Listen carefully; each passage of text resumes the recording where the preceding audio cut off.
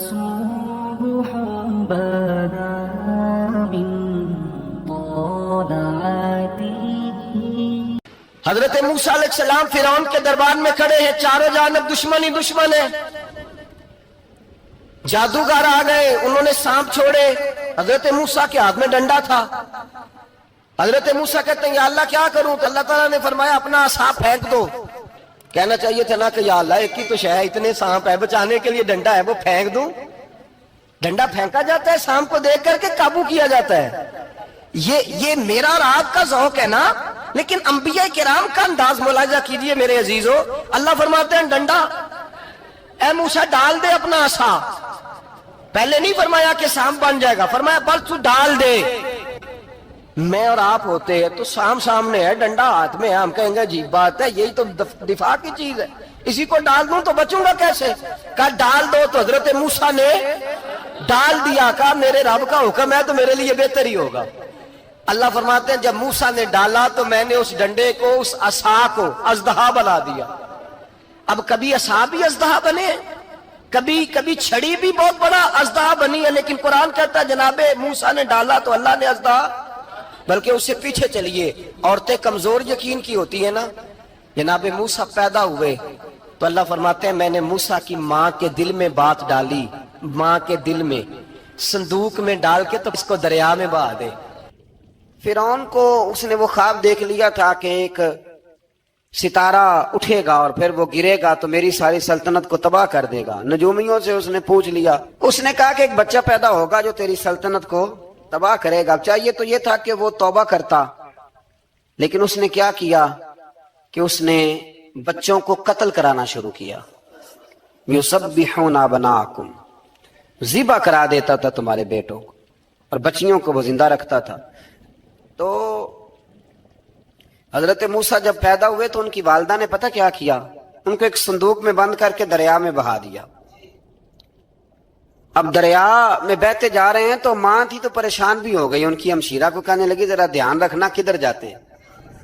حضرت موسیٰ علیہ السلام دریا میں بہتے بہتے نا، فرعون نے نا دریا کے کنارے مکان بنایا ہوا تھا. آپ کو پتہ ہے بادشاہوں کا ذوق ہوتا ہے. آج کل ہمارے جو حکمران ہیں انہوں نے اس کا نام فارم ہاؤس رکھا ہوا ہے، میرا فارم ہاؤس. اور پرانے زمانے میں لوگ ڈیرا کہتے تھے. تو اس نے بھی اس طرح کا فارم ہاؤس بنایا ہوا تھا. وہاں پہ حضرت موسیٰ علیہ السلام تیرتے ہوئے تابوت کے اندر، صندوق کے اندر جا رہے ہیں. فرعون اور ان کی بیوی حضرت آسیہ بے اولاد تھیں، بڑی تڑپ تھی بیٹے کی، وہ بھی وہاں کھڑی تھی. صندوق تیرتا ہوا آیا تو فرعون نے کہا کہ جاؤ پکڑ کے لاؤ دیکھو کیا ہے. جب وہ لے کے آئے نا تو آپ کی ہمشیرہ جو نگرانی کر رہی تھی پریشان ہو گئی کہ یہ تو اس کے ہاتھ لگ گئے، یہ تو اب مار ڈالے گا. لیکن جب خوبصورت اور چمکتا ہوا بچہ دیکھا تو بی بی آسیہ کہنے لگی یہ بنی اسرائیل کا ہے ہی نہیں، یہ تو پتہ نہیں کہاں سے بہتا ہوا یہاں آ گیا ہے. تم ایسے ہی چھوڑ، یہ پتہ نہیں کہاں سے، رکھ نہ لیں. تو حضرت موسیٰ علیہ السلام وہ کہنے لگا نہیں انہی کے ہیں، موسیٰ علیہ السلام اسی کے ہیں. تو آسیہ کہنے لگی تیرے تو سر پہ نا بس بھوت ہی سوار ہو گیا، ہر وقت وہی لوگ تجھے یاد رہتے ہیں، یہ پتہ نہیں کہاں سے بہ کے آیا. اب رکھ لیا، مان گیا فرعون. آپ فرعون کے گھر میں جو اس لیے بچے مروا رہا تھا کہ میری سلطنت حضرت موسیٰ پیدا نہ ہو جائیں، تو اسی کے گھر میں پرورش پانے لگے، اسی کے گھر میں. اب عورتیں منگائیں گئی دودھ پلانے کے لیے، تو حضرت موسیٰ علیہ السلام کسی بی بی کا دودھ نہیں پیتے، تو آپ کی ہمشیرہ نہ وہیں دائیں بائیں گھومتی رہتی. تو کہنے لگی جناب آسیہ سے کہ میں ایک بی بی کو جانتی ہوں، بڑی صاف ستھری ہے، مجھے امید ہے یہ بچہ اس کا دودھ پیے گا. تو فرعون کہنے لگا دوڑ کے لا. تو وہ اپنی والدہ کو لے کے آئیں تو حضرت موسیٰ نے فوراً دودھ پینا شروع کر دیا. فرعون کو پھر تھوڑا شک ہوا. ایک روایت یوں بھی لکھی ہے بعض لوگوں نے کہ فرعون ایک دن اٹھایا ہوا تھا حضرت موسیٰ کی ابھی تھوڑی سی عمر تھی، تو آپ نے اس کی داڑھی پکڑ کے تو ایک گھونسا دے مارا. جلالی تو شروع سے ہے نا. تو کہنے لگا آسیہ تو مان نہ مان یہ بچہ وہی ہے. تو حضرت بی بی آسیہ کہنے لگی کہ تجھے غلط فہمی ہے، یہ وہ نہیں ہے. اس نے کہا دیکھو نا یہ تو اٹھاتی ہے تو پیار کرتا ہے، اور میرے جب قریب آتا ہے تو اس کے لب و لہجے میں تلخی محسوس کرتا ہوں. اس نے کہا بچوں کو کیا پتا، خیر ایک طرف اس نے کھانے پینے کی چیزیں رکھ دی، ایک طرف انگارے رکھ دیے. وہ بھی حضرت آسیہ کہتی ہیں کہ تجھے سمجھ آئے بچے بچے ہوتے ہیں. حضرت موسیٰ بچے تو تھے پر تھے تو اللہ کے نبی نا، اللہ کے نبی تھے. جب اس نے کہا نا یہ بچے ہیں تو حضرت موسیٰ علیہ السلام بجائے انگاروں کی طرف جانے کے نبی تھے، وہ سیدھے کھانے پینے والی چیزوں کی طرف بڑھنے لگے. فرعون کہنے لگا اب بتا. اللہ تعالیٰ نے حضرت جبریل کو بھیجا، انہوں نے کہا ادھر نہیں جانا آپ ادھر جائیے. تو آپ آگ کی طرف گئے اور ایک کوئلہ اٹھا کے زبان پہ رکھ لیا. تو آسیہ کہنے لگی سمجھ آئی بچے کو کیا پتا کدھر جانا ہے کدھر نہیں جانا. اگر وہ اتنا ہی خیال ہوتا وہی بچہ ہوتا تو آگ. اور بعد مفسرین نے لکھا ہے یہ جو حضرت موسیٰ دعا مانگتے تھے نا رب اشرح لی صدری ویسر لی امری، یہ وہ آگ کا انگارہ جب کوئلہ منہ میں رکھا تھا نا تو اس کی وجہ سے زبان میں کچھ لکنت آ گئی. تو آپ دعا کرتے تھے کہ یا اللہ میری زبان کی وہ بند گرا کھول دے تاکہ میں کھل کے فرعون کے سامنے بات کر سکوں. وہیں حضرت موسیٰ پلنے لگے، وہیں پلے، وہیں جوان ہوئے، وہیں اللہ نے ساری دولتیں دی. بہن بھی ملی، ماں بھی ملی، اور سارے عزیزوں کا پیار بھی ملا. اسی گھر کے اندر اللہ نے پرورش کر کے فرعون کے ظلم سے بنی اسرائیل کو نجات عطا فرمائی. کہ موسیٰ پھر فرعون کے گھر میں پلنے لگے اور جب جوان ہو گئے تو فرعون کے ہاں جو ظلم ہوتا تھا حضرت موسیٰ اس پر بول پڑتے تھے، جلال فرماتے. تو فرعون پھر ناراض رہنے لگا یہاں تک کہ اس نے آپ کو نکال دیا، آپ تشریف لے گئے وہاں سے. تو حضرت موسیٰ ایک دن شام کے وقت دوبارہ آئے بستی میں، لوگ سوئے ہوئے تھے. تو دو آدمی، ایک بنی اسرائیل میں سے اور ایک فرعون کی اپنی قوم میں سے، وہ دونوں آپس میں جھگڑ رہے تھے. لیکن وہ جو حضرت موسیٰ کی بنی اسرائیل کی قوم کا شخص تھا اس پر وہ قبطی، وہ جو فرعون کے قریبی لوگوں میں سے تھا، وہ ظلم کر رہا تھا اور بوجھ اٹھانے کی بات کر رہا تھا. اب اس نے حضرت موسیٰ کو پکارا کہ یہ دیکھے میرے ساتھ کس طرح کی بات کر رہا ہے. تو حضرت موسیٰ کا ارادہ بھی نہیں تھا، آپ نے بس اس کو سمجھایا. پر کچھ لوگوں کو سمجھ تو حضرت موسیٰ نے پھر ایک مکہ مارا، ایک گھونسا مارا، صرف ایک ہی. یہ کئی تگڑے اور دلیر اس طرح کے بھی ہوتے ہیں کہ گھونسا ایک بھی برداشت نہیں کرتے. وہ ایک مارا، آدمی دھڑام سے زمین پہ گرا اور ماری گیا. حضرت موسیٰ کا ارادہ نہیں تھا لیکن وہ مر گیا. حضرت موسیٰ علیہ السلام نے اس بات پر اپنے رب سے استغفار بھی فرمائی. قرآن کہتا ہے کہ انہوں نے معافی چاہی کہ اللہ میرا ارادہ نہیں تھا. بہرحال اگلے دن نا حضرت موسیٰ دوبارہ آئے.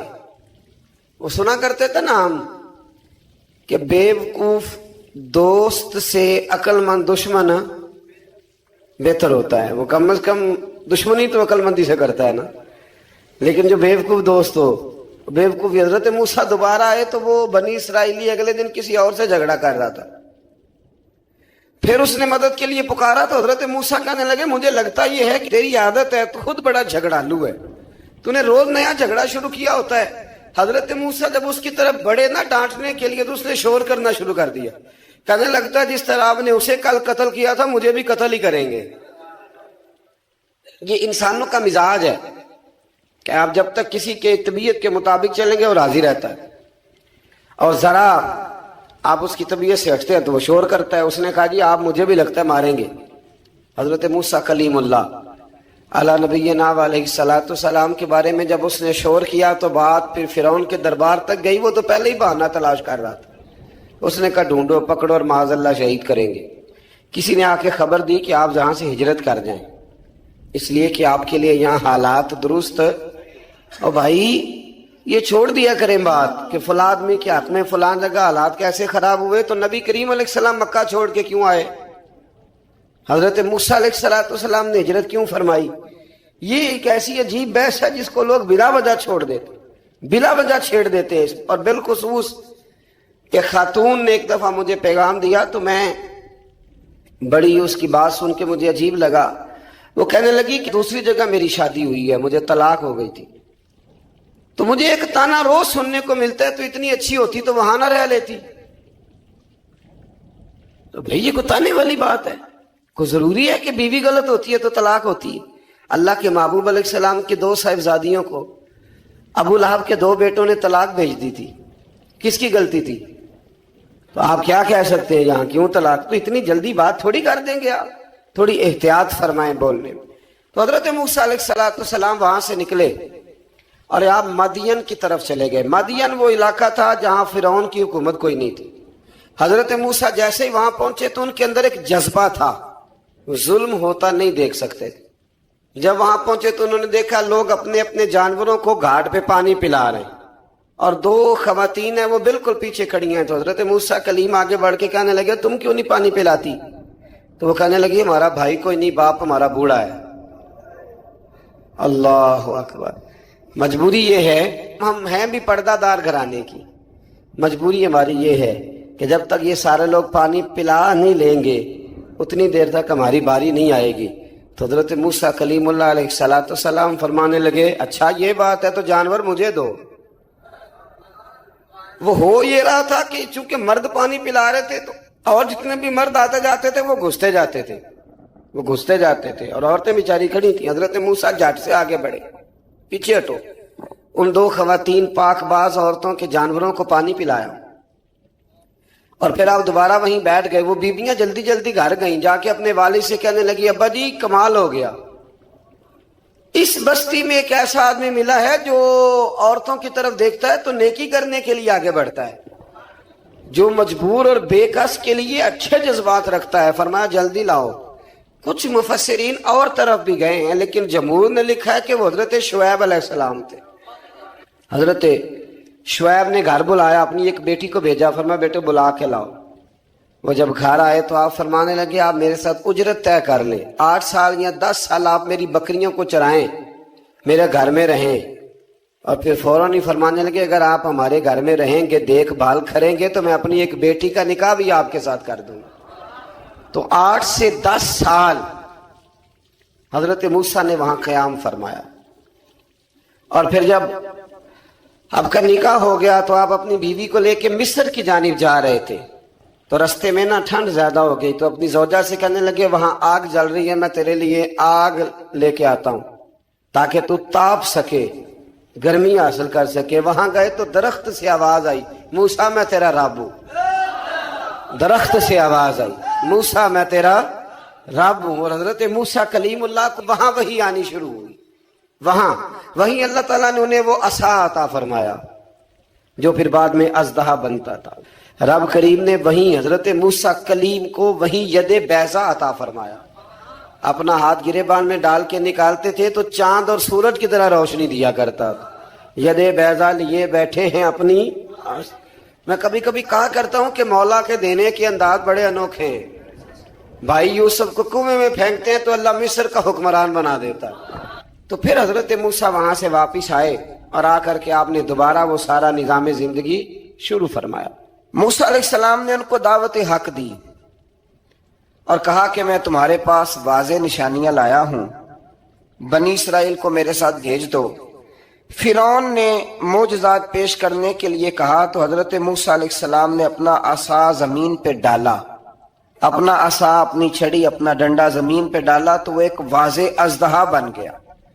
پھر حضرت سیدنا موسیٰ علیہ السلام نے اپنا ہاتھ گریبان سے نکالا تو وہ دیکھنے والوں کے لیے روشن ہو گیا، ہاتھ کے اندر نور پیدا ہو گیا۔ ید بیضا لیے بیٹھے ہیں اپنی آستینوں میں۔ فرعون کے سرداروں نے حق کو قبول کرنے کی بجائے اسے جادو قرار دے دیا اور کہا کہ یہ تمہیں اپنے ملک سے نکالنا چاہتا ہے۔ انہوں نے کہا اس معاملے کو ذرا ڈھیل دو اور جادوگروں کو جمع کرو۔ جادوگر آئے، انہوں نے فرعون سے کہا کہ ہم حضرت موسیٰ کے مقابلے میں جادو تو دکھائیں گے معاذ اللہ، لیکن اگر ہم غالب آ گئے تو پھر ہمارا انعام کیا ہوگا؟ سودا پہلے طے کرنا ہے، کیا انعام ملے گا؟ اس نے کہا کہ اگر تم غالب آ گئے تو میں تمہیں اپنا قریبی بنا لوں گا۔ بادشاہوں کا قریبی ہونا بھی تو بڑی بات ہے نا، لوگ بڑے پاپڑ بیلتے ہیں قریبی ہونے کے لیے، اور یہ جو قریبی ہوتے ہیں نا بالخصوص جو بادشاہوں کے قریبی ہوتے ہیں، بادشاہوں کی تباہی کا سبب بھی یہی لوگ ہی بنتے ہیں۔ یہ ان کو روز خبر دیتے ہیں کہ سب اچھا ہے، سب اچھا ہے، اور دنیا کے زیادہ تر حکمران انہی لوگوں کی وجہ سے تباہ ہوتے ہیں کیونکہ ان کا خود عوام سے رابطہ نہیں رہتا۔ اگر وہ خود عوام کے ساتھ ڈائریکٹ رابطہ کریں تو شاید انہیں اچھی اور صاف ستھری چیزیں سمجھنے کو مل جائیں۔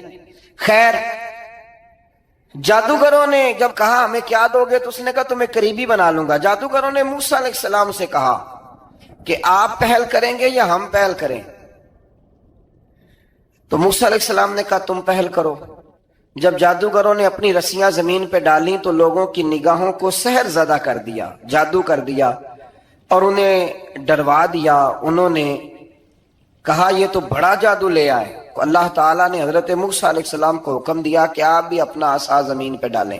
ان کی رسیاں سانپ بن گئی تھی نا, دراصل وہ سانپ بنی نہیں تھی, لوگوں کی آنکھوں پر جادو ہو گیا تھا, انہیں سانپ نظر آ رہا تھا. فرمایا آپ بھی اپنا عصا زمین پہ ڈالیں. وہ عصا سانپ بنا اور جادوگروں کی ساری چیزوں کو نگل ہی گیا. ان کی بہت ساری رسیاں سانپ بنی تھی, ان کا ایک ہی عصا سانپ بنا اور سب کو نگل گیا. اس طرح کے معجزے کی حقانیت اور جادوگروں کا بطلان ثابت ہوا اور فرعونی رسوا ہو گئے. جادوگر سجدے میں گر گئے اور اللہ پر ایمان لے آئے. فرعون نے انہیں دھمکی دی کہ تم میری اجازت کے بغیر ایمان لے آئے ہو, میں تمہارے ہاتھ اور پاؤں مخالف سمت سے کاٹ دوں گا. یعنی الٹا ہاتھ کاٹ دوں گا, سیدھا پیر کاٹ دوں گا.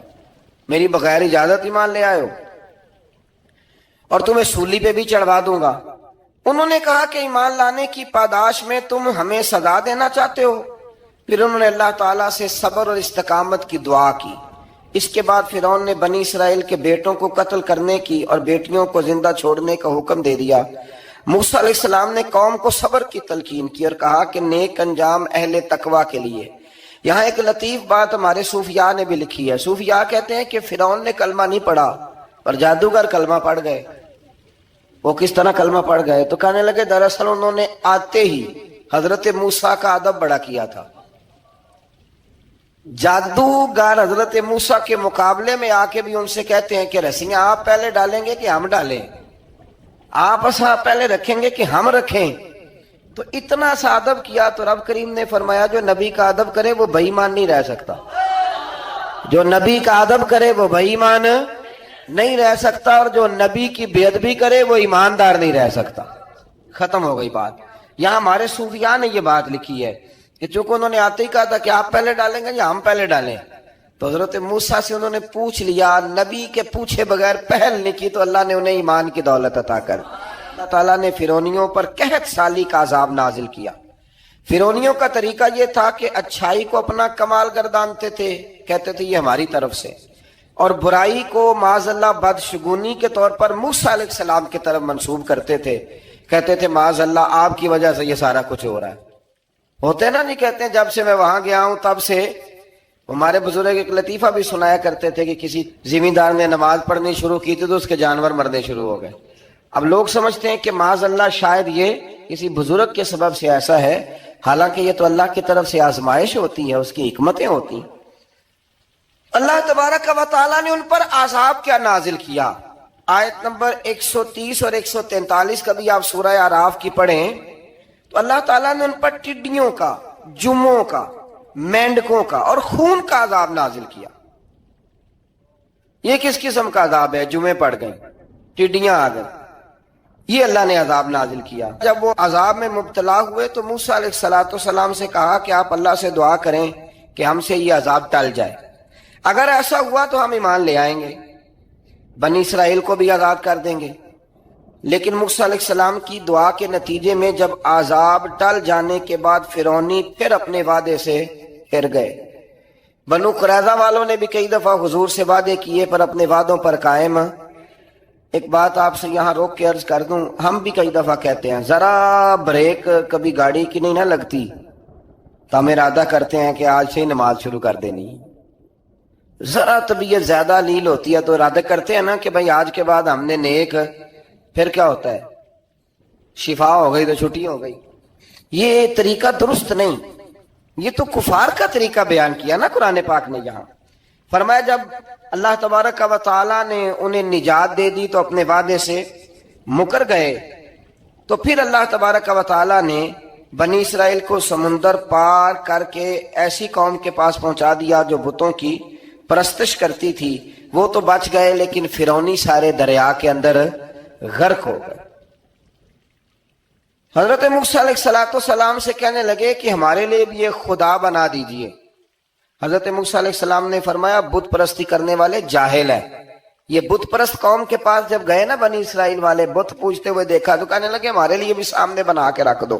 فرمایا یہ تو جاہل ہیں, تم انہیں دیکھ کے اثر قبول کر رہے ہو, اور اپنی جاہلیت کے باعث یہ ہلاک ہونے والے بھی ہیں. پھر اللہ تعالیٰ نے بنی اسرائیل پر اپنی نعمتوں کا ذکر فرمایا, اور موسیٰ علیہ السلام نے اپنی قوم میں ہارون علیہ السلام کو اپنا جانشین فرمایا اور کوہ طور پر تشریف لے گئے. اللہ نے فرمایا وہاں آ جائیں, میں آپ کو تورات عطا کرتا ہوں. 40 دن کا یہ عرصہ تھا. موسیٰ علیہ السلام نے وہاں پہ جا کے, وہ سارا واقعہ بھی انہی آیات میں ہے کہ حضرت موسیٰ نے عرض کیا تھا کہ رب ارنی, یا اللہ میں تجھے دیکھنا چاہتا ہوں. تو فرمایا لن ترانی, تو نہیں دیکھ سکتا. وہ بھی یہاں اللہ نے ذکر فرمایا. پھر اللہ تعالیٰ نے اپنی ایک تجلی جب کوہ طور پہ ڈالی تو حضرت موسیٰ علیہ السلام تاب نہ لا سکے اور بے ہوش ہو گئے, اور پہاڑ بھی ریزہ ریزہ ہو گیا. اس کا ذکر بھی اللہ نے انہی آیات میں فرمایا. آیت نمبر 144 سے 155 تک حضرت موسیٰ علیہ السلام کو رسالت عطا کرنے, کلیم اللہ کا منصب عطا کرنے, تورات عطا کرنے کا ذکر ہے. آگے چل کے بتایا کہ جو متکبر لوگ ہیں نا, وہ آیات الہیہ سے منہ پھیرتے, اور جو لوگ اللہ کی آیات اور قیامت کو جھٹلاتے ہیں ان کے اعمال باطل ہیں. پھر موسیٰ علیہ السلام کے کوہ طور پر قیام کے عرصے میں بنی اسرائیل کے زیورات سے بچڑا بنا کر اسے معبود بنانے کا ذکر ہے. ان میں ایک جادوگر تھا سامری, سنا ہے سلالہ میں اس کی قبر ہے. حضرت موسیٰ کوہ طور پہ چلے گئے تو اس نے پیچھے سے نا سونے کا ایک بچڑا بنا لیا, اس میں سونے کی تاریں اس کے منہ میں لگائیں, ہوا چلتی تھی تو بجتی تھی. اتنے کمزور عقیدے کی یہ قوم تھی کہ انہوں نے فٹافٹ ماننا شروع کر لی, فٹافٹ ماننا, کہنے لگے یہ ٹھیک ہے. چنانچہ موسیٰ علیہ السلام جب واپس آئے تو قوم پر غصے اور افسوس کا اظہار فرمایا اور کہا میرے پیچھے تم نے ایسا برا کام کیا. انہوں نے تورات کی تختیاں بھی زمین پہ ڈالیں اور اپنے بھائی ہارون علیہ السلام کا سر پکڑ کے اس سے جواب طلبی کی. انہوں نے کہا اے میرے ماں جائے, بڑے خوبصورت لفظ ہے قرآن پاک, اے میرے ماں جائے, اے میرے بھائی, قوم نے مجھے بے بس کر دیا اور قریب تھا کہ یہ مجھے قتل بھی کر دیتے. اب آپ مجھ پر سختی کر کے دشمنوں کو ہنسنے کا موقع نہ دیں. کبھی بھی دشمنوں کو اپنے اوپر ہنسنے کا موقع نہ دینا چاہیے. یہ تو بات ہے حضرت موسیٰ کی, میرے مصطفیٰ کے غلام. حضرت سعد بن ابی وقاص قادسیہ کی جنگ کے لیے نکلے, رستے میں دریائے نیل آ گیا. حضرت سیدنا سعد بن ابی وقاص اب کہاں سفر طے کر کے آئے, کہتے ہیں پتہ ہی نہیں تھا کہ دریا آ جائے گا. اب دور دور تک پل کوئی نہیں. صحابہ کہتے ہیں دشمن للکار رہا, حضرت سعد بن ابی وقاص دریا کنارے کھڑے ہوئے, ایمان, یقین اور استقامت, ڈٹ گئے. کہنے لگے او دریا, اگر تو حضرت موسیٰ کی نافرمان قوم کو رستہ دے سکتا ہے, محمد عربی کے وفادار نوکر ہیں, ہم تو رسول اللہ کے ماننے والے ہیں. دشت تو دشت ہے, دریا بھی نہ چھوڑے ہم نے, بحر ظلمات میں دوڑا دیے گھوڑے ہم نے. فرمایا چھوڑ رستہ. صحابہ کہتے ہیں اس وقت ہم نے نعرے لگائے جب دریا نے رستہ ہی چھوڑ دیا. کہتے ہیں پھر اللہ رسول پر ہم ذکر کرنے لگے, درود پڑھنے لگے, دریا سے رستے بن گئے. فرماتے ہیں 10,000 کا لشکر گزر گیا. اس پار جب گیا نا تو حضرت سعد بن ابی وقاص نے پھر مجمع پہ نظر ڈالی. فرمایا کسی کی کچھ ہے تو نہیں رہ گئی پانی میں, کوئی دریا میں چیز تو نہیں رہ گئی. ایک صحابی کہنے لگے میرا مٹی کا پیالہ رہ گیا ہے. یار ذرا دیکھیے انداز دیکھیے, مٹی کا پیالہ, او یار چھوڑ پرا, مٹی کا پیالہ کیا ہوتا ہے, اب تو مٹی کے پیالے کی بات کرے گا, چھوڑ دے, کیا کرتا ہے. اس نے کہا پیالہ میرا رہ گیا ہے. حضرت سعد بن ابی وقاص کہنے لگے کیوں ہمارا پیالہ رہ جائے, ہم رسول اللہ کے نوکر ہیں. ایمان, یقین اور استقامت کی دولت. پھر دریا کی طرف دیکھا, کہنے لگے چل یار ہمارا پیالہ بھی واپس کر دے. صحابہ کہتے ہیں دریا کی لہر آئی اور پیالہ بھی واپس کر دے. اور میرے بھائی جب ایمان کی دولت, یقین کی دولت, اعتماد کی دولت, جو بابا کہتا ہے نا کہ معاذ اللہ تعالیٰ الو کا خون لے آؤ اور شیر کی کھلڑی لے آؤ, میں کالا پیلا نیلا جادو کروں گا, اس پر لوگ دوڑ کے جاتے ہیں, 50-60 ہزار روپیہ بھی دے آتے ہیں دوڑ کے. اور اگر کہا جائے کہ مسجد آؤ 4 رکعت نماز پڑھو, حاضری دو مسجد کی, تو کہتے ہیں معرفت والے ہیں. معرفت والے نمازیں نہیں پڑھتے, وہ کون سی معرفت ہے. یہاں اللہ کی بارگاہ میں جھکنے کا چونکہ یہ لیٹ ہے نا، یہ پتہ نہیں جنت میں جا کے ملے گا، کب ملے گا، معاذ اللہ۔ لوگ دنیا داری کے معاملے میں پس جاتے ہیں۔ حکمران نے وعدہ کر دیا ہے سڑکیں پکی ہو جائیں گی، خوشحالی ہو جائے گی، موجیں لگ جائیں گی، لوگ لائنوں میں کھڑے ہیں ووٹ دینے کے لیے، اور تیرے رب نے کہا ہے تو مجھ سے ڈر جا، میں تیری دنیا بھی اچھی کر دوں گا، آخرت بھی اچھی کر دوں گا، تو ادھر آ میری بارگاہ میں جھک۔ لوگ اعتماد اور یقین کو اوہام پرستی کا شکار ہیں، ہم لوگ وہم کا شکار، ہم لوگ بدشگونی، ایسے ہو جائے گا ویسے ہو جائے گا، ہم ان چیزوں کا شکار۔ بھائی اعتماد کی دولت پیدا کریں، یقین اپنے اندر پیدا کریں، ایمان پیدا کریں، ڈٹ جائیں رب رسول کا نام لے کر۔ حضرت عمر کا زمانہ تھا، مصر فتح ہو گیا، حضرت عمر بن عاص گورنر بنے۔ رواج یہ تھا مصر کے اندر کہ ایک دریا چلتا تھا، دریائے نیل، اور سارے مصر کا انحصار اسی دریا پہ تھا، فصلوں کو پانی بھی لگتا اسی سے، جانور بھی اسی سے پانی پیتے، کھیتیاں بھی اسی سے سیراب ہوتی۔ سال کے بعد وہ دریا خشک ہو جاتا تھا، سال کے بعد وہ دریا خشک ہوتا، اور جب خشک ہوتا نا تو ایک کواری لڑکی قتل کر کے دریا میں ڈالتے، پھر وہ دریا چلتا۔ آج بھی بہت ساری جگہوں پہ اوہام پرستی ہے، کہتے ہیں ہمارے آستانے کا طریقہ ہے۔ میں نے کہا آستانے کا اس آستانے کا طریقہ ہوتا ہے جس آستانے کا تعلق در مصطفیٰ سے ہوتا ہے، باقی کسی آستانے کا اپنا کوئی ذاتی طریقہ نہیں۔ طریقہ وہ جو میرے نبی پاک کا طریقہ ہے، اس سے ہٹ کر کون سا طریقہ ہے؟ ہمارے آستانے کا طریقہ ہے، ہماری یہ رسم ہے، ہمارا یہ رواج ہے، اٹھا کے بھاگ جاؤ رسم و رواج۔ ہمارے رسم و رواج رسول اللہ کی سنت کے پابند ہے۔ سارے بولیے صلی اللہ ہو، پھر ایک دفعہ پڑھیے درود شریف صلی اللہ ہو، 3 دفعہ کر لیں تاکہ تعداد ہو جائیں، صلی اللہ ہو علیہ۔ نبی پاک صلی اللہ علیہ وسلم کا طریقہ اصل طریقہ ہے۔ حضرت عمر فاروق کو جناب عمر بن عاص، اور کہتے ہیں کہ پکا طریقہ یہ تھا کہ جب تک لڑکی قتل کر کے ڈالتے نہیں تھے دریا چلتا نہیں تھا۔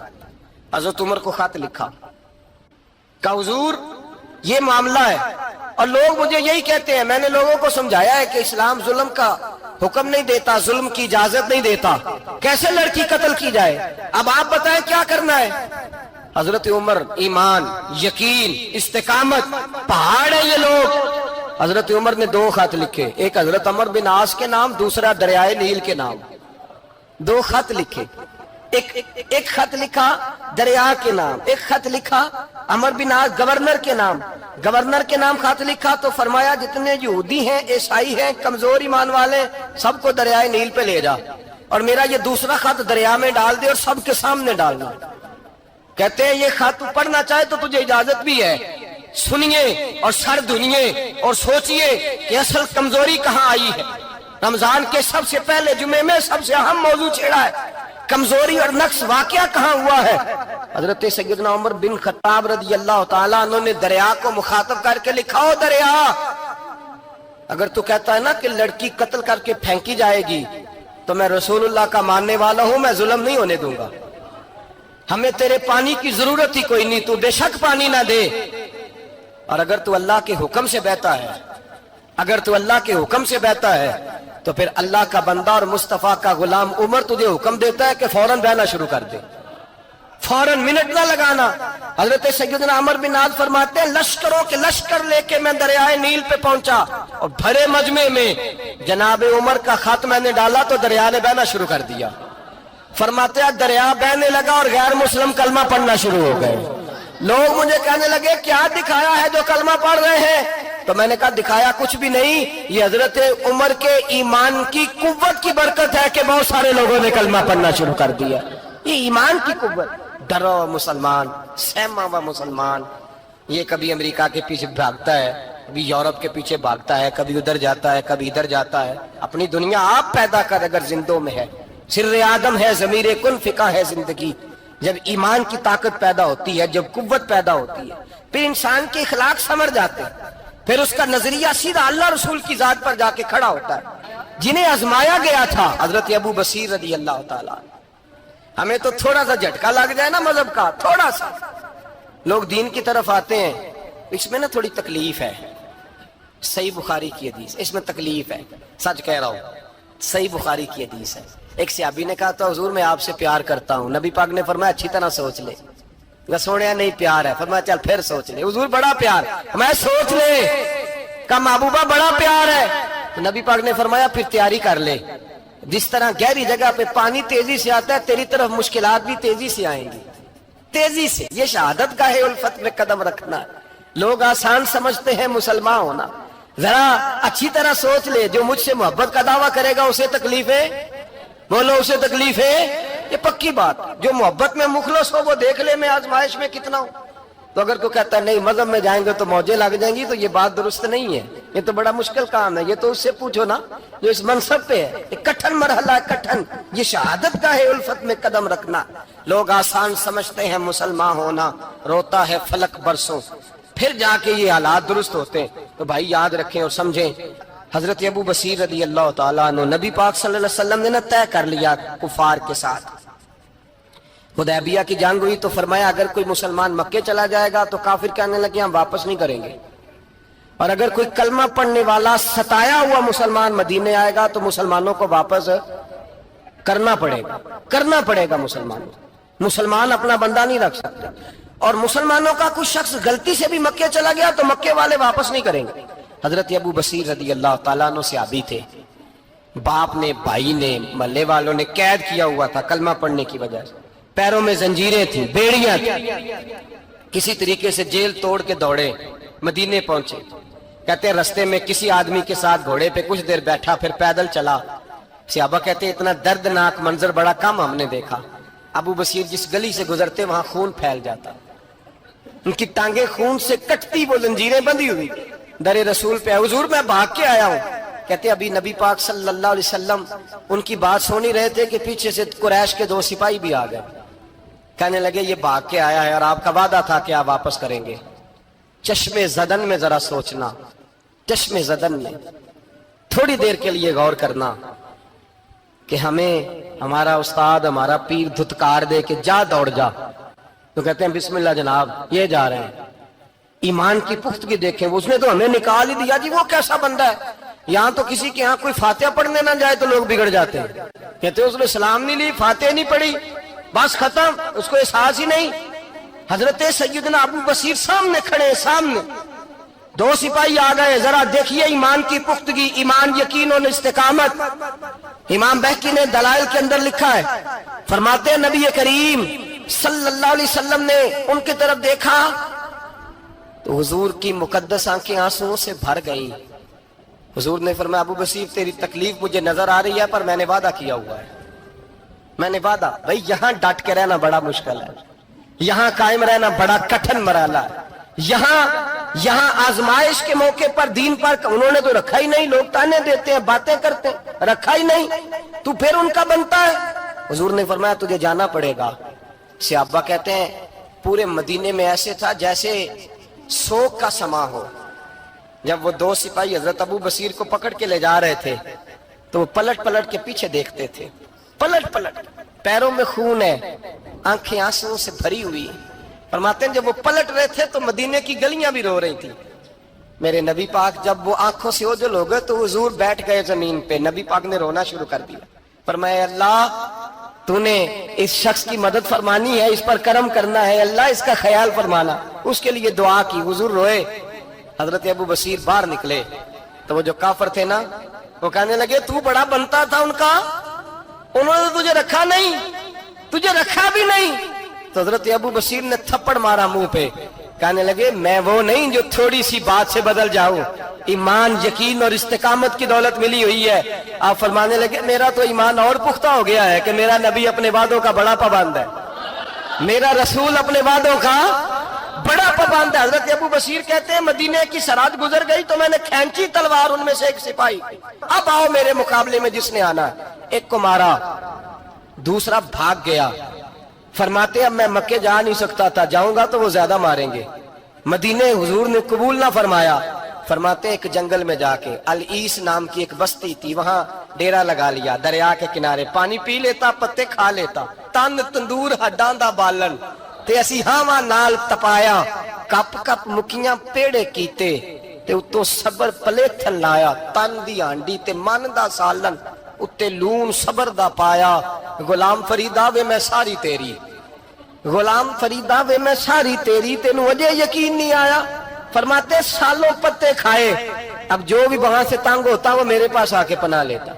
جس کو مکے والے مارتے میرے پاس آ کہتے ہیں تانے دینے والے آ کے کہتے ہو تم کس طرح کے نوکر ہو, تمہیں تو انہوں نے رکھا ہی نہیں. ہم نے کہا چپ کر جا, وہ ہمارے آقا ہیں, وہ ہمارے آقا ہیں, رکھیں تب بھی ٹھیک ہے, نہ رکھیں اللہ اکبر. ایمان دیکھو, قوت دیکھو. جڑیاں خسماں دی وچ رضا وسن بھاگ جاگ جاندے انہاں گولیاں دے تے میں گڈی ہتھ ڈور سجن دے او جنج رکھے اونج رہنا ہے. واجب نہیں جے وچ شریعت مندہ خسم نو کہنا. فرمایا بس ٹھیک ہے, جس طرح حضور راضی ویسے ہی ہم راضی.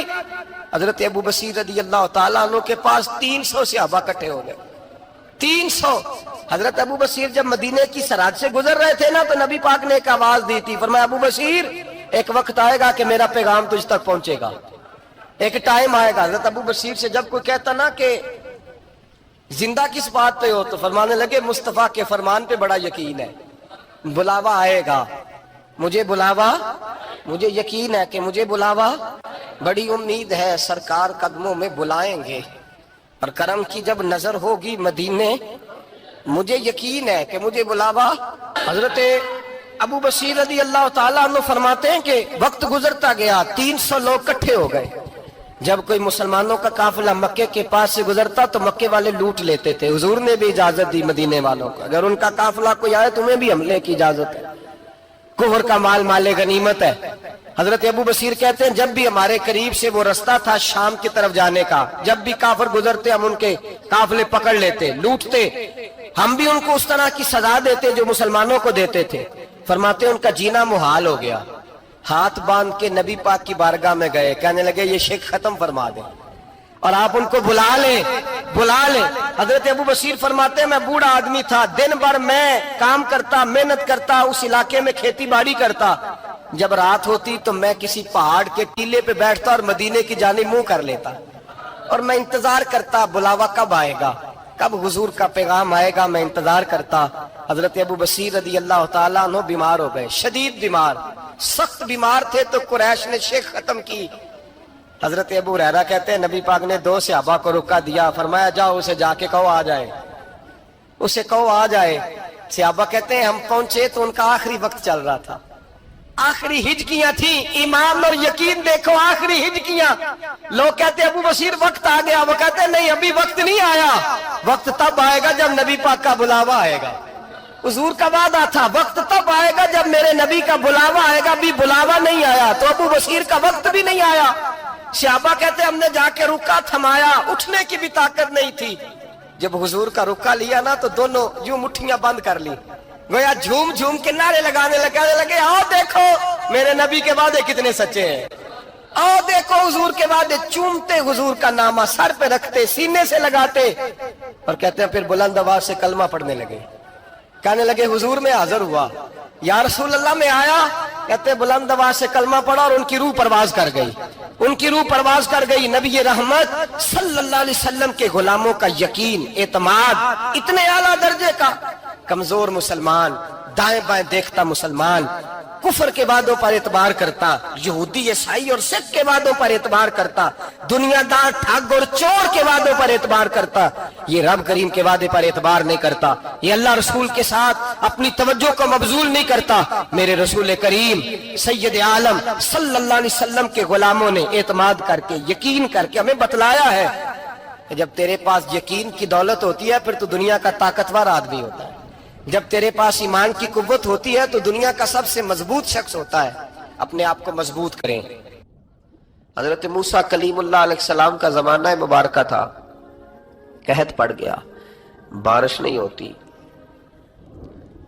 ہم لوگ نا اب تو خیر ہمارے پاکستان میں تو ٹیبل ٹاک ہوتی ہے, ٹاک شو ہوتے ہیں. ہمارے ہاں تو پتہ کیا جاتا ہے کہ بارش ہو کیوں نہیں رہی, پھر اس پہ یہ ہوتا ہے کہ دھواں بڑا چڑھ گیا ہے, حالات بڑے خراب ہیں, فلاں ایسے ہو گیا قحط کا. ہم تو اسباب تلاش کرتے رہتے ہیں نا جی, فوق بہت زیادہ ہے, فلاں چیز ایسے ہے, فلاں چیز ایسے, ہم تو یہ تلاش کرتے رہتے ہیں. وہ لوگ یوں نہیں کرتے تھے, وہ سیدھے جا کے مصلوں پہ بیٹھتے تھے. اس لیے کہ وہ کہتے تھے جب رب چاہتا ہے تو پھر کوئی چیز کسی چیز کو روک سکتی, وہ سیدھے مصلے پہ بیٹھتے. اعلیٰ حضرت فاضل بریلوی رحمۃ اللہ علیہ کے پاس ایک مولانا محمد حسین آئے, وہ فلکیات کے بڑے ماہر تھے. تو اعلیٰ حضرت نے فرمایا ذرا ستاروں کا حساب لگا کے دکھاؤ بارش کب ہوگی. کہنے لگا پورا مہینہ تو نہیں ہوگی. تو اعلیٰ حضرت رحمت اللہ علیہ فرمانے لگے کہو کہ میرا علم کہتا ہے مہینہ نہیں ہوگی، اللہ چاہے تو ابھی ہو سکتی ہے۔ کہنے لگا جی وہ تو ٹھیک ہے پر میرا علم، وہ جیسے روز لوگوں نے پیر نیٹو سین شاہ صاحب نہیں کھولے ہوتے کہ بارش کب آئے گی، اور اس کی طرف نہ دیکھ، مصلے پہ بیٹھ، مہربانی کر مصلے پہ بیٹھ، اللہ کی بارگاہ میں حاضر ہو، اسے معافی مانگ، اسے منا تاکہ وہ رحمت کی بارش۔ کہنے لگا جی میرا علم کہتا ہے۔ تو اعلیٰ حضرت فرمانے لگے پھر وہی بات، تو کہے اللہ چاہے تو بارش ابھی، لیکن یہ جو اڑ گئے ہیں نا بیچارے، یہ اڑ ہی گئے ہیں، یہ جہاں الجھ گئے ہیں وہاں یہ لوگ الجھ گئے، اللہ ہمیں الجھنے سے محفوظ فرمائے۔ اعلیٰ حضرت اٹھے تو فرمایا ٹائم کیا ہوا ہے گھڑی پہ؟ کہنے لگا جی 12۔ تو اعلیٰ حضرت نے گھڑی گھمائی، اب کیا بج گیا؟ کہنے لگا 4 بج گئے۔ فرمانے لگے بج گئے نا 4؟ کہنے لگا جی آپ نے گھڑی گھما جو دی ہے۔ فرمانے لگے اللہ بھی جب چاہے تو ستارے گھما دیتا ہے، اللہ بھی ستارے گھما دیتا ہے بارش۔ کہنے لگا جی وہ تو ٹھیک ہے پر مہینہ نہیں ہو سکتی۔ اڑا ہوا بندہ اس کا کوئی علاج ہے؟ جو اڑ جو جائے اس کے لیے قرآن کہتا ہے وَإِذَا خَاطَبَهُمُ الْجَاهِلُونَ قَالُوا سَلَامًا، اسے سلوٹ کرو دور سے، اسے کہو تو جان اور تیرا۔ کہنے لگا جی ہو نہیں سکتی پورا مہینہ۔ فرمانے لگے یار تو جا اپنا کام کر۔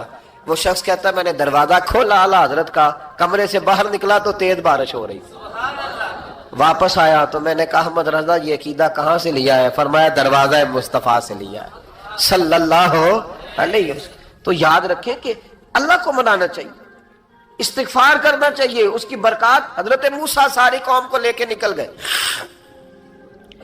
آؤ بھائی میدان میں اللہ کی بارگاہ میں استغفار کریں اور بارش کا سوال کریں، بارش مانگے۔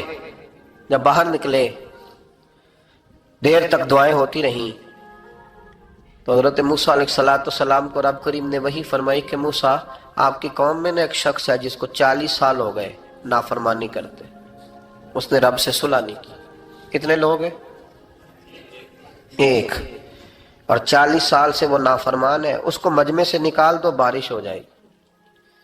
اگر ایک گناہگار کی وجہ سے بارش رک جاتی ہے، اور جہاں دروازے کھلے ہوئے ہوں، جہاں تنہائیاں خوفناک ہوں، اور جہاں تباہی اتری ہوئی ہو، اور جہاں لوگ کروڑوں روپیہ مال ہڑپ کر گئے ہوں، اور جہاں علماء کو ہتھ کڑیاں لگا کے ٹھنڈی زمینوں پہ لٹا دیا جائے اور قوم کہہ رہی ہو اچھا ہوا اچھا ہوا، اور لوگ پھبتیاں اڑا رہے ہوں، مذاق کر رہے ہوں، تو پھر اس قوم پہ کس طرح کر کے فضل الہی۔ اور یہ مولوی کا معاملہ نہیں، یہ تو ممبر رسول کا معاملہ ہے۔ میرے مصطفیٰ نے یہ نہیں کہا پیر میرا وارث ہے، حضور نے فرمایا عالم میرے دین کے وارث ہے۔ ہاں حضور نے فرمایا جس نے عالم کے چہرے کا دیدار کیا سمجھے میں نے اپنے نبی کی زیارت کی ہے۔ لیکن یہاں تو خیر یہ عنوان نہیں، ورنہ میں اس پر جاتا۔ ہائے، تو کہا ایک بندہ ہے 40 سال سے اللہ کی نافرمانی کر رہا ہے، وہ اگر نکل جائے تو بارش ہو جائے گی۔ حضرت موسیٰ نے اعلان کر دیا بھی ایک شخص ہے، وہ اگر نکل جائے تو بارش ہو جائے گی۔ پتہ تو ہوتا ہے نا سب کو، مجھے بھی پتہ ہے کہ میں اندر سے کیسا ہوں، اور آپ کو بھی خبر تو ہوتی ہے نا جی۔ جب بات ہو رہی ہوتی ہے تو پھر پتہ تو چلتا ہے نا کہ بات کہاں جا کے سیٹ ہو رہی ہے، پتہ چلتا ہے نا۔ اسے بھی چل گیا پتہ، اب اندر ہی اندر رونے لگا۔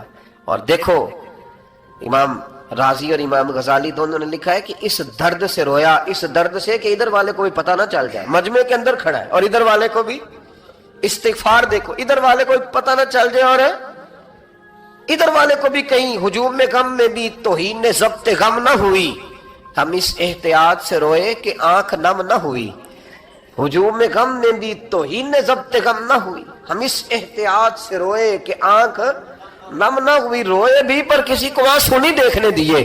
اب اس درد سے کہتا ہے اللہ تو تو معاف کرنے والا ہے نا، تو تو معاف کرتا ہے، پردہ پوشی کرتا ہے، اور مالک اگر لوگوں کو پتہ چل گیا تو میرے تو بچوں کا بھی جینا حرام کر دے گا، یا اللہ میری تو آنے والی نسل بھی تڑپ کے وقت گزارے گی۔ مالک تو معاف کر دیا کرتا ہے، لوگ نہیں معاف کرتے، اے اللہ یہ میری خوبیاں بھول جائیں گے، میری خامیوں پر بات، مالک میں یہ ذلت نہیں برداشت کر سکتا، فضل فرما۔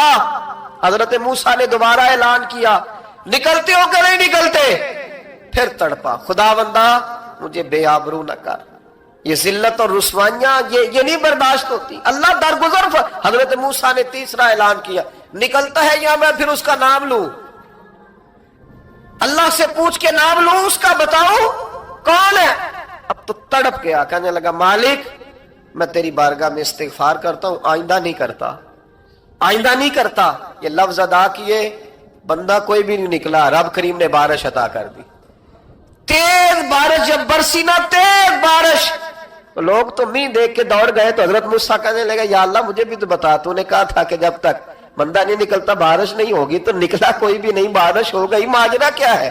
تو رب کریم نے فرمایا موسیٰ بس اس نے مجھ سے صلح کر لی، اس نے مجھ سے صلح کر لی۔ اور امام غزالی نے لفظ لکھے، حضرت موسیٰ نے پوچھا، حالانکہ اللہ اپنے نبیوں کو غیب کے خزانے دیتا ہے، پوچھا کہ اے اللہ مجھے اس کا نام بتا دے، تو رب کریم نے فرمایا موسیٰ جب گناہگار تھا تب نہیں کسی کو بتایا، جب پاپی تھا تب نہیں بتایا، جب مجرم تھا تب نہیں بتایا، اب کیسے بتا دوں؟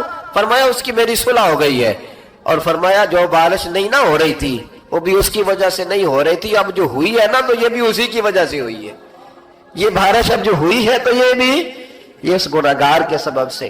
اپنی راتیں اللہ کے ساتھ گزارے، مصلی پہ بیٹھے۔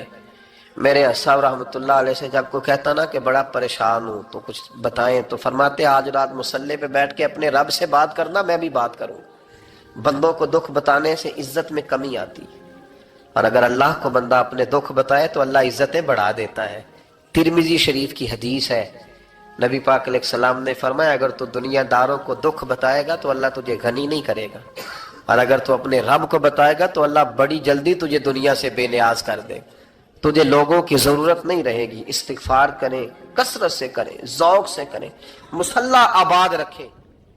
اللہم صلی علی سیدنا و مولانا محمد، اللہم صلی علی سیدنا و مولانا محمد۔ اللہ کے شیر ہے در کرار پر درود، اللہ کے شیر ہے در کرار پر درود، اللہ کے شیر ہے در کرار پر درود۔ حضرت حسن حسین کے کردار پر درود، اللہم صلی علی سیدنا و مولانا محمد، وعلی سیدنا علی و سیدتنا فاطمہ و سیدتنا زینب و سیدنا حسن و سیدنا حسین، وعلی آلہ و صحبہ و بارک وسلم۔ زینب کی بارگاہ میں، زینب کی بارگاہ میں، زینب کی بارگاہ میں، زینب کی بارگاہ میں سلام نیاز ہے، زینب کی بارگاہ میں سلام نیاز ہے، جو مرتضیٰ کی لاڈلی زہرا کا ناز ہے۔ اللہم صلی علی سیدنا و مولانا محمد، وعلی سیدنا علی و سیدتنا فاطمہ و سیدتنا زینب و سیدنا حسن و سیدنا حسین۔